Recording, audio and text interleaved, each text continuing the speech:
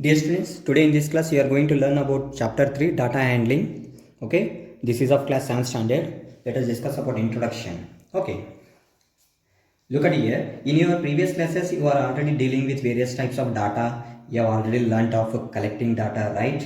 That is tabulate and put in the form of bar graphs, right? Bar graphs. See, the collection, recording and presentation of data help us organize our experiences and draw inferences from them. Okay, so in this chapter we will take one more step towards learning how to do this. You will come across some more kinds of data and bar graphs, right? See, we have seen several kinds of data through, that is newspapers, magazines, television and other sources, right? Other sources. Okay, you also know that data gives us some sort of information. Is it data of information? And let us look some common forms of data that you come across. Let us see now.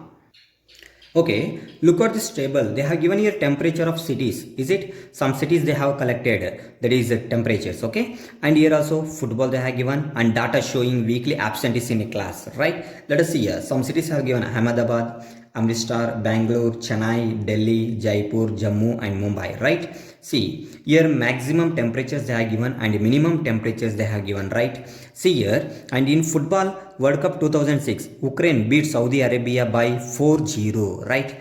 And Spain beat Tunisia by 3-1 and Switzerland beat Togo by 2-0. Okay, 2-0. Data showing weekly absentees in a class. See, Monday 3 absentees, Tuesday 1 absent, Wednesday nobody absent. Is it?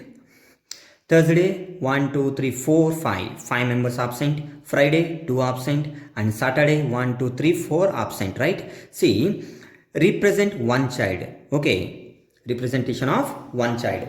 Let us see now in this what you can say about this. See, which one is the maximum temperature in these cities? See, maximum temperature, that is 38, 37, 28, 36, 38, 39, 41, 32. Maximum I am telling. Okay. See, Jammu 41 degrees Celsius. It is the maximum.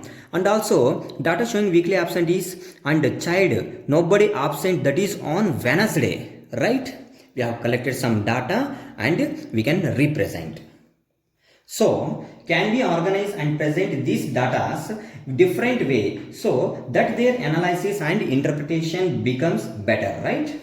Let us see now. Let us discuss about collecting data. See, collecting data. The data is a information, right? Data is a collection of numbers gathered to give some information. It could be the marks of students, shopping done in an year, attendance of students, weight of some individuals and so on.